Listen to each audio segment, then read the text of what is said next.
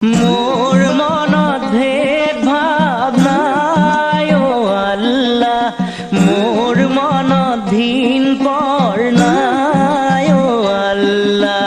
হিন্দু কি মুসলমান একে আল্লাহর ফরমান, মোর মনত একেটি ভাব।